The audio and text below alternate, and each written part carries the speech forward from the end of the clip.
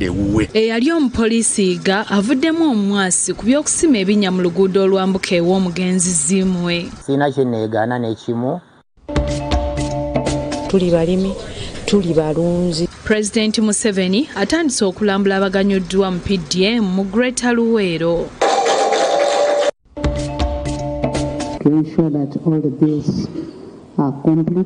Paalamenti eyisizza ennongoosereza mu tteeka lya UPDF. Abantu ba bulijjo baakuddamu okuvunaanibwa mu kkooti y'amagye.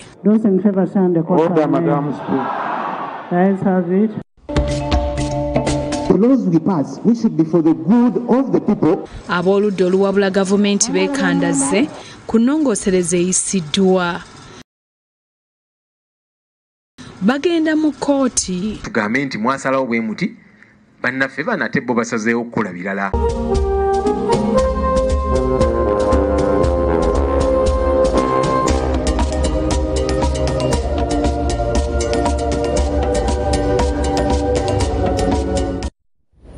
Kale agataliiko nfuufu ge tuzze nago mu bujjuvu. Tutandise n'eyali omumyuka w'omuduumizi owa poliisi n'awummula Fred Yiga avuddemu Omwasi ku by'okuyiikuula ekkubo erigenda ew'omugenzi Andrew Kasagga Zzimwe nga lino lisangibwa ku kyalo Grama ekisangibwa e Mukono. Ategeezezza nti ekkubo yalisenze asobole okutaasa ettaka lye. Ensonga ziyali amyuka omuduumizi wa poliisi mu ggwanga n'awummula Fred Yiga olumba amaka ng'omugenzi Andrew Kasagga Mayirwa nga Zzimwe n'asimugula ekinnya mu kuba erigenda ewannamu nti zinaggwa. Toze ku kyalo Gulama ekisangibwa mu Omwasi Division Center mu municipality y'e Mukono ekende mu kyalo Beatrice Yiga ne batangaza ku nsonga z'okuleeta guleda kw'otalina avuga okusimugula saako okusemesa mu kubunga bagamba nti kino bakikoze ku ttaka lyabwe. Ebintu bye mwalabye byonna ku television ya Bukedde sina kye neegaana n'ekimu, naye byonna nabadde mbikolera ku ttaka lyange. Wano batulaze ebiwandiiko bya kkooti bawa olukusa okumenya naye bye bakanyako ne famire ya Zzimwe ng'ebwayiika bbiri n'ekitundu mu kifo kyekuba eryayita mu ttaka lyabwe. Batulamuzi ettaka lye ne bongera okutegeeza nti famire ya Zzimwe yabeefuli ne bagobako n'okusaba kasooli wabusaako n'ebijanjaalo ebyaliwo ne babifuuyira eddagala. Kati olw'okuba baalina kataka ne bagamba ate ffe okusinga era tuli mu mbeera bwe mulaba eri ne bagamba tuwe wano ne tupima bulungi omusaveeya waabwe n'akuba netusayininga ebintu bulungi. Mukyala Yiga ategeeza nti ekkubo lino Zzimwe yaliteeka mu lukujjukuju mu kifo ky'okuliteeka mu ttaka lye. Jjukira nali mukulembeze muga nti tugire awo ffenna twali tumwagala nnyo akoze akaguudo kaakati ne kireeta obuzibu tugenda okugira wali ng'ate ye yeekoledde bibye. Ye problem. Agamu talina ndagaano yonna ng'akoze Zzimwe ekkubo ng'omusika Paul Kasagga bwamulumiriza. Okay, mwalimu konti oba access naye era twategeeragana nti ekintu kye twali twogerako ng'enkulaakulana ebeere mu kitundu. Agambye nti famire ya Zzimwe yali ewadde afande Yiga transfer basobole okukyusa ettaka lidde emmanya ge naye afande Yiga abadde transfer bakyuse awayite kuba emmanya g'omugenzi Zzimwe kyokka kyabayinza okulaba ng'omusika ate abagoba ku yiika bbiri n'ekitundu ze bakajjako. Twayagala kuba ziri ne transfer forms baazituwa naye tetwabigira bwe twabagira ffe tubawadde ebyapa basaleko eri nabo babireese bawadde naye ne balwawo. Ffe nga tukozesa wantu kaakati tayimu etuuka ne tugaa bino ebyemmwanyi bwe bize ate nga ne dadi agenda kuwummula ne tugamba tusimbewo wano ki emmwanyi. Maama wange ye yali amutumye tinedda tulaba awantu wanene nnyo kati tusalemu tubawe 1 acre 25 decimals. Kakati ffe nga tekikola kubanga eri ewaffe wadde 60 decimals naye ziri wasava naye ffe tetwabakalubiza nga tugamba nti naye bwe muba mwagala ettaka lyammwe lisobola okubaddira naffe mutuddiza eki ewaffe. Era bwolaba twali tusinge wano n'ebijanjaalo eri kasooli yandibadde era yenkananga eri. Kakati bw'aba atuuseeko we yatuuka nga Kasagga ajja Paulo Kasagga ng'ajja n'abantu be nga basaawa mukyala Yiga nalungamye ku ndagaano y'omusika Kasagga yalumiza nkitawe yaffe kubo aliguza obukadde 17 okuva ewensikituufu nti Kasagga yamuwase tulola okugeziganyaamu ng'abakulu kukuba okola endagaano eyo Kasagga gyatasaako mukono emiliyoni 17 zabyeranga kintu kino nti era ng'omuntu bwe mwogedde wali afunewo naddala yali ayagala nnyo okulongoosa wali adde ewuwe kaakati naakola ki era bwe yazimpa ojja kunootinga kantu ako nti tewaaliwo na kiwandiiko ismach leeta badiwe omu kubanga omuntu yajja after 1 week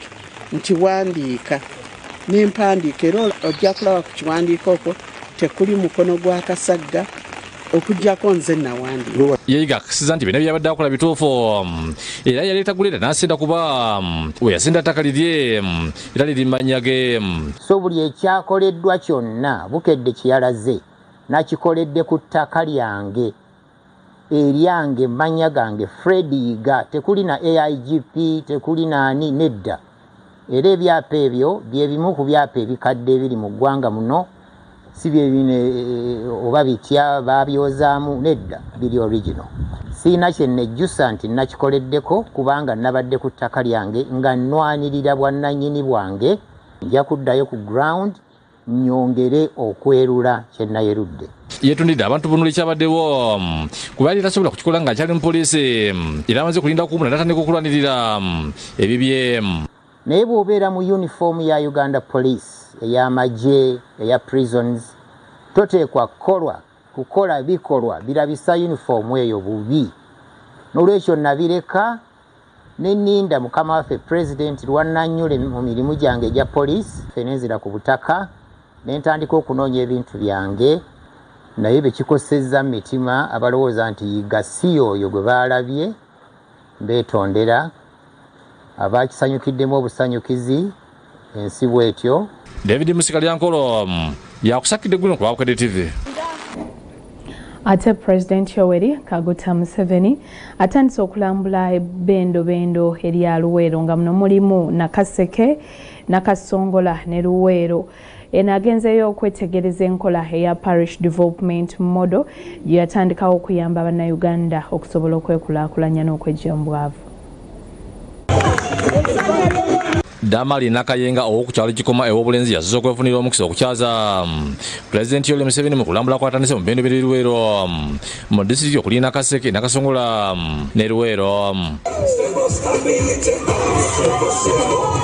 Nakayenga y'omu ku baganyuddwa mu nteekateeka ya gavumenti eya PDM ono alunda enkoko n'embizi.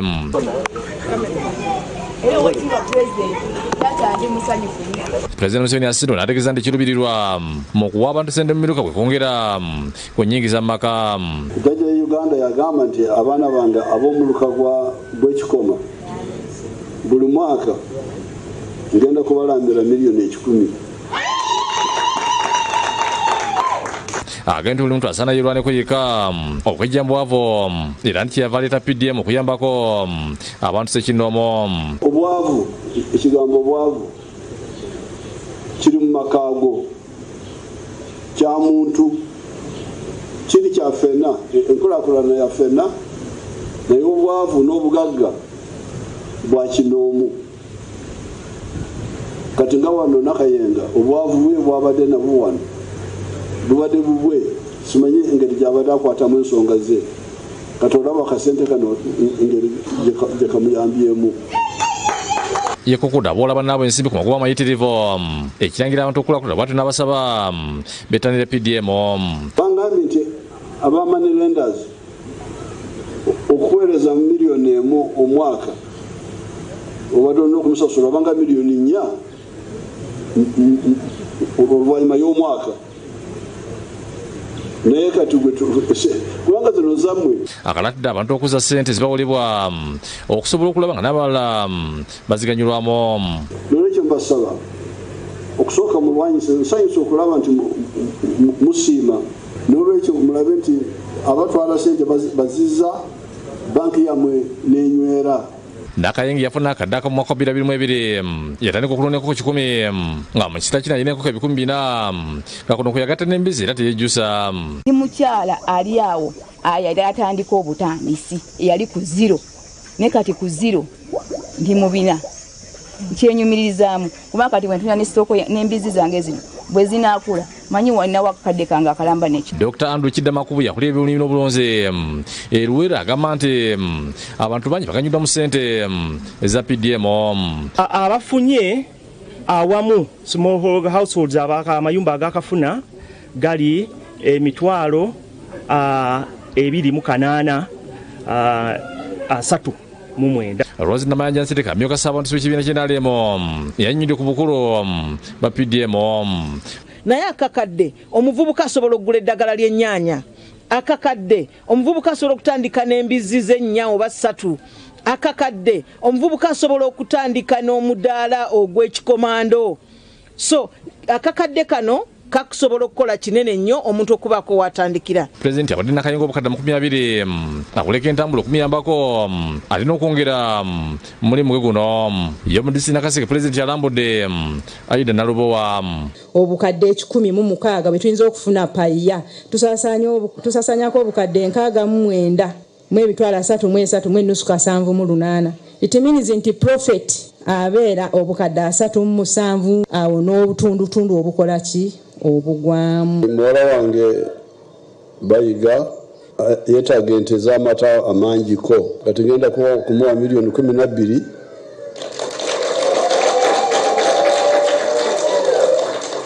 ogule ente 2.6. I'm giving my daughter here a double cabin. Double cabin yanungi ndowooza. Double cabin 4-wheel drive. Masitula navuga yakusakidde guli nkulaba TV.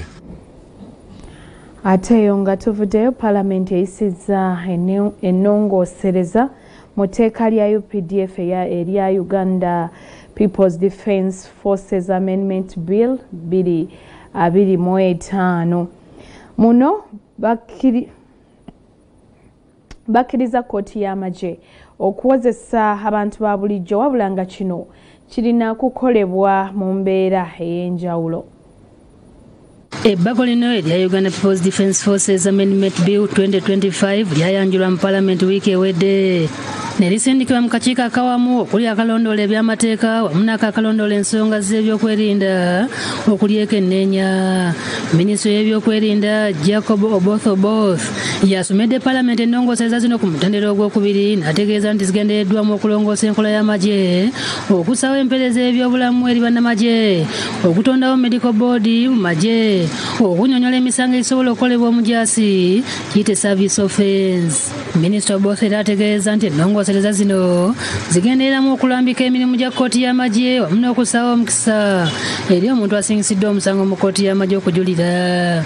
Paalamenti bwetandise okwekenneenya ennongoosereza zino ekkiriza okuwozesebwa kw'abantu ba bulijjo mu kkooti z'amagye oluvannyuma lwa ssente w'akakiiko ka Paalamenti ak'ebyokwerinda Wilson Kajwenje okutegeeza nti bakola okwebuuza ku bantu ab'enjawulo era bafuna ebirowoozo eby'enjawulo ku nsonga eno. Section 2272 should be deleted and Section 2273 be aligned with the provisions of Article 221 of the Constitution. Kajwenje agamba nti Ssaabawolereza wa gavumenti ne minisita y'ebyokwerinda Jacob Oboth balina endowooza nti kkooti ensukkulumu teyawera mu kuwozesa abantu ba bulijjo mu kkooti z'amagye, wabula kino kirina okukolebwa mu mbeera ez'enjawulo. Kajwenje agamba nti akakiiko kakkiriza nti wadde amateeka g'amagye gakwata ku bajaasi n'abantu abali mu magye, amateeka gano gakolebwa ku lw'ebyokwerinda by'eggwanga, ate olumu abantu ba bulijjo basobola okwenyigira mu bintu bino ebikosa ebyokwerinda y'eggwanga nga y'ensonga lwaki kisaanidde emisango nga gino okutwalibwa mu kkooti y'amagye. The committee acknowledges that military laws apply to officers and personnel within the defense forces, but they also address elements of national security. As a result, civilians can engage in actions that usually impact national security, which are typically reserved for those under military law. omubaka wa Kampala Central Muhammad Nsereko asabye ababaka okugoba akawaayiro kano ak'okuwozesa abantu ba bulijjo mu kkooti z'amagye wabula palamenti ekkaanyiza nabo. Ennongoosereza endala eziyisiddwa palamenti bakkiriza abalamuzi ba kkooti y'amagye okulondebwa nga pulezidenti oba commander in chief, wabula ono kino ajja kukikola nga oluvannyuma lw'akakiiko akavunaanyizibwa ku balamuzi aka Judicial Service Commission okubasemba ng'amannya g'abalamuzi gano gaakuleetebwa nga high command y'amagye.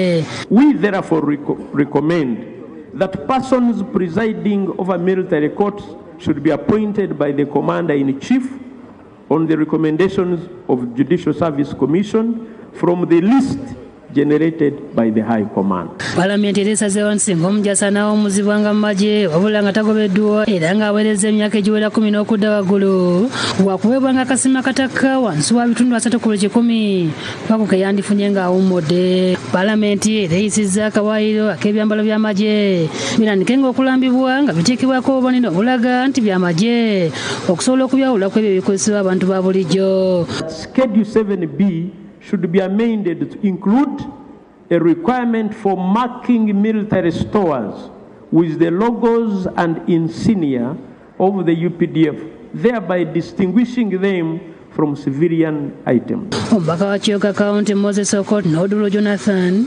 bafulumiza lipoota ez'abatono nga babakanya ennongoosereza zino wabula nga byonna kubadde kusibwa nsaano ku mazzi nga palamenti ekkaanyiza nabo. Reforms within the UPDF Act are necessary to address contemporary security challenges.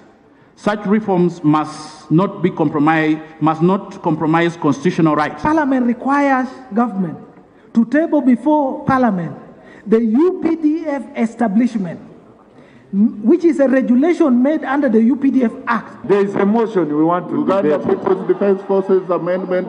We want to debate your motion. Why don't you want us to debate your good motion? The Uganda People's Defence Forces Amendment Bill 2025 be read a third time and do pass. Those in favour stand the court. Order, Madam Speaker. Guys have it. Honorable Kasaija.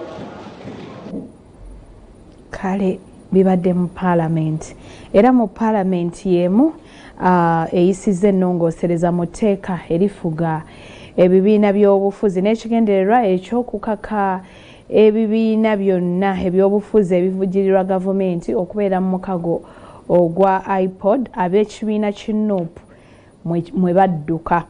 Kyokka wabaddewo okusimba Nakakongo okuva ku bannakibiina omuli UPC nga bano bakulembeddwamu Zzimwe Akena nga bagamba nti tebasooka kubeebuuzaako.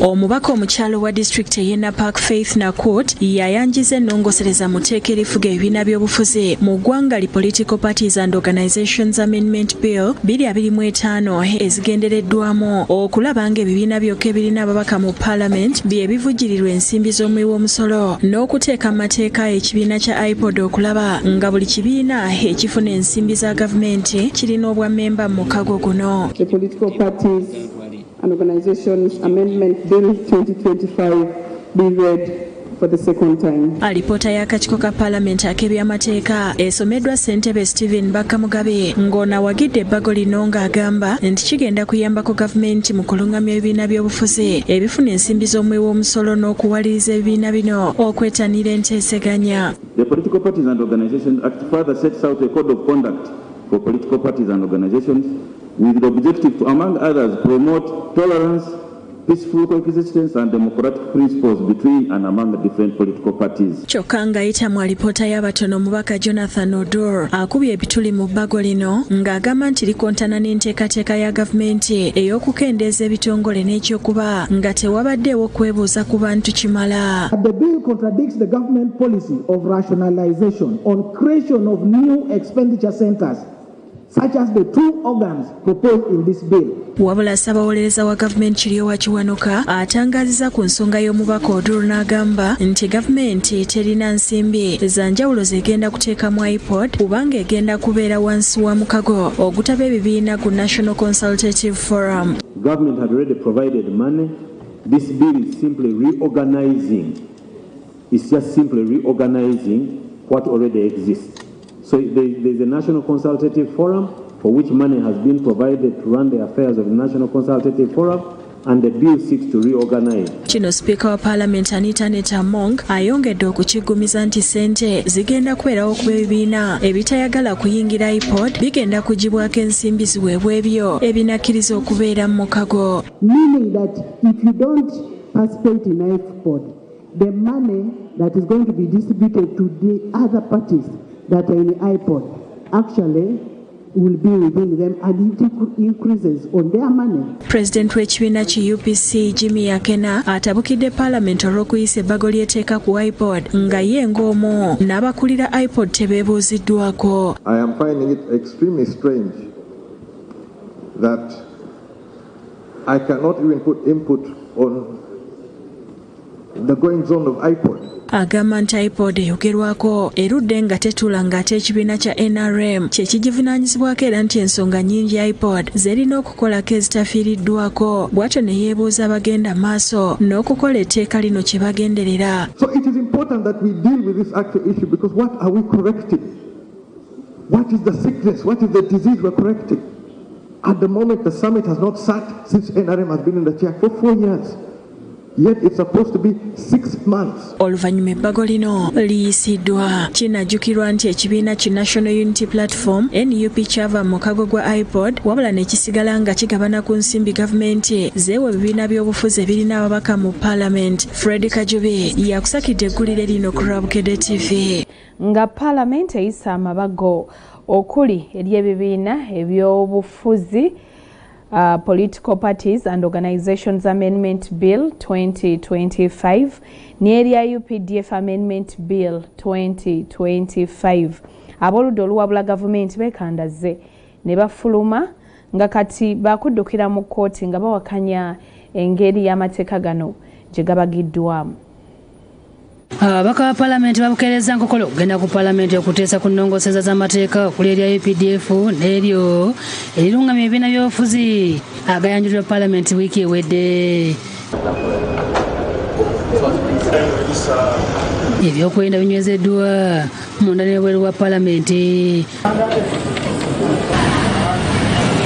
Parliament etandise ku ssaawa 4 ng'ekubizibwa Speaker Anita Among ngono mu nnyanjula buulidde ababaka nti kagwake keetonye amabago gombi galina okuyisibwa olwaleero.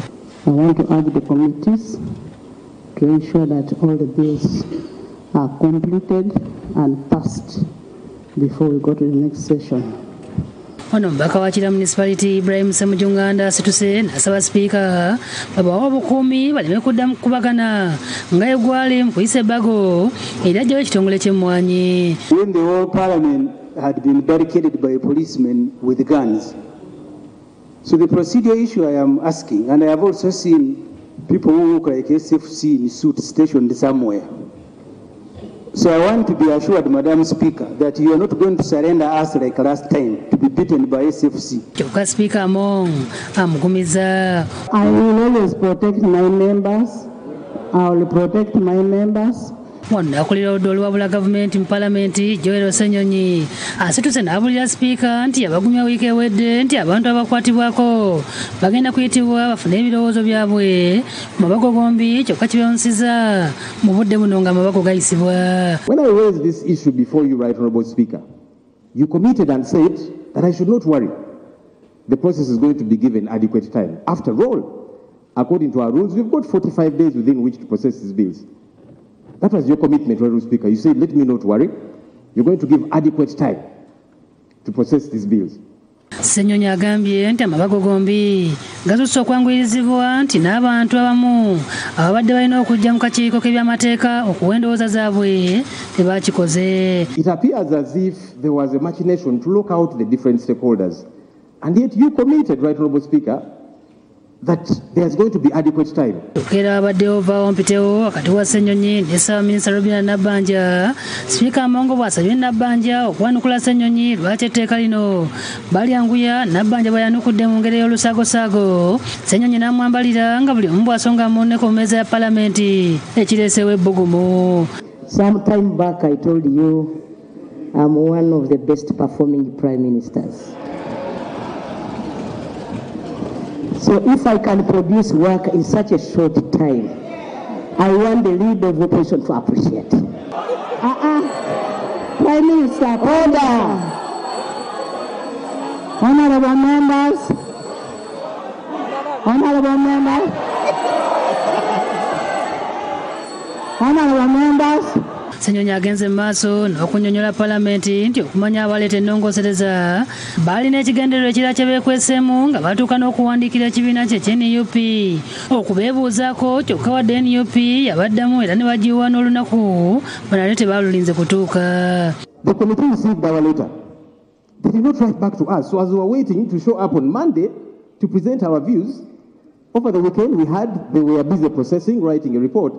Wano Ssenyonyi wasinzidde n'akulemberamu ab'oludda oluwabula gavumenti ne bafuluma mu lutuula nga bagamba tebasobola kwetaba mu kuyisa bbago gye bagamba terigoberedde mitendera mituufu. We cannot legitimize their action. We should deny them the number. We start legislation of a matter that is already concluded by the judicial, so we are saying no. Kyokka waliwo ababaka era ab'oludda oluwabula gavumenti abakulembeddwamu Juliet Kakande Nakabuyi ow'e Masaka abatamatidde na kikula kya Ssenyonyi okubalagira okwekandaga. Twabadde wano olunaku lwajjo mu miti ne tukkanya nti ku mulundi guno tusigalamu tutunule ensonga nga bwe zigenda kukola ki okutambula. Bannaffe abali ku Legal Committee already ne bakola ne minority reporting nga batuwuliziganya nabo ne batubuulira nti waliwo bitatambudde kuki olungi. Kati tutuuse wano n'ensonga tennaba kutandika batugamba tukole ki tufulume. Ensobi zennyini ze twakolanga ku mwanya ekyo kitegeeza tugamba bannaffe bali nti waliwo abalagira naye nga naffe bali waba balagira nga ate wabaawo neno agamba nti tufulume bituyiteekawo buyisi.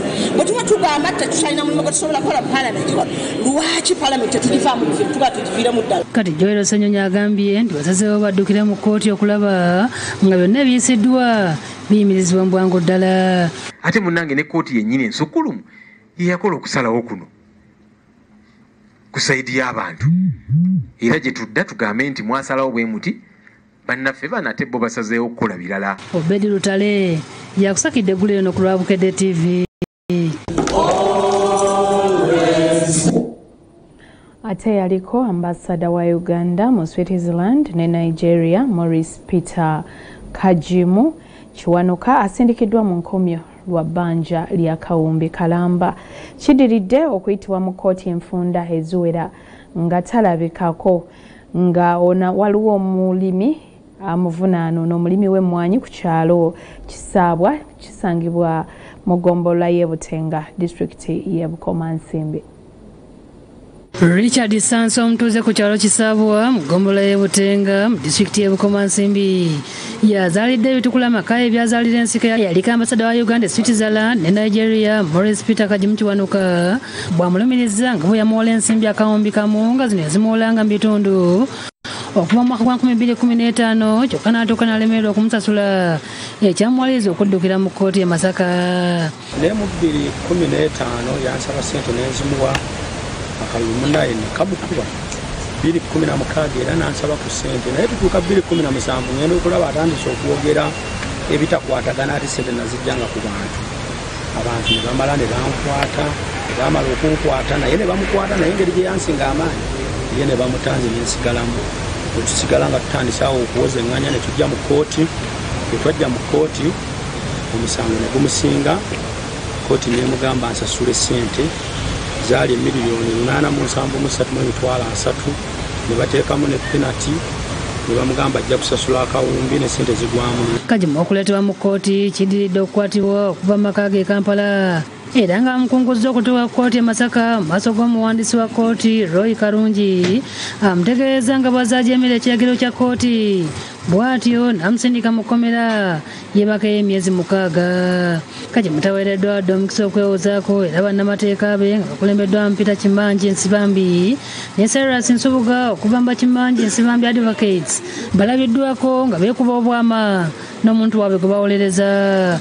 Derek Matovu okuva mu bannamateeka bamba Baliant Company Advocates atubuulidde nti Kajimu yaweebwa empapula ezimuyita mu kkooti okwewozaako ku misango gy'ebbanja neerema ekyabawaliriza okusaba kkooti okumuyigga emukwate. Yamusamuninga emirundi 2 ajje awe ensonga lwaki tasasula ssente ezo naye n'atajja. Kati nze ezimu ku nsonga registra ze yeesigamyeko okukola ki okumusindika mu kkomera emyezi 6. Omusajja nsasule siina kirala njagala ssente kubanga leo banamusiba si ssente njagala ssente. Bannabateeka b'akagimu Cyrus Nsoboga ategeezezza nga bwe bagenda okuwaayo okusaba eri kkooti omuntu waabwe asobole okuyimbulwa ng'emyezi 6 teginnaggwaayo. Bw'ati nasaba omukulembeze w'eggwanga Yoweri Kaguta wabula Museveni okuyingira mu nsonga z'akagimu asobole okuva mu mbeera gy'alimu. Eby'ebbanja ebyo tujja kugenda mu maaso n'okuteekayo applications endala ez'enjawulo era ajja kuvaayo ng'emyezi 6 teginnaba kuggwako kubanga mulimu ebitali bituufu era nteeka eddoboozi lino ku Bukedde TV manyi nti President Museveni agiraba. Nsaba President oyambe Hospital Kagimu Kiwanuka mutabani wa Benito Kiwanuka kubanga mutabani wo asobole okuva mu mbeera eno. Fiona Nanyomo yakusakidde eggulu eno ku lwa Bukedde TV. Kale mwebale nnyo akaddaku ke mutuwadde ate tugenze mu programu ekyenkya. Agataliiko nfufu mu ttuntu gye gali ku ssaawa 6 n'ekitundu. Ku ssaawa emu waliyo agabuutikidde ate ku ssaawa 4 waliyo agataliiko nfuufu. Omukama Katonda abakuume tubagaliza okusiiba obulungi.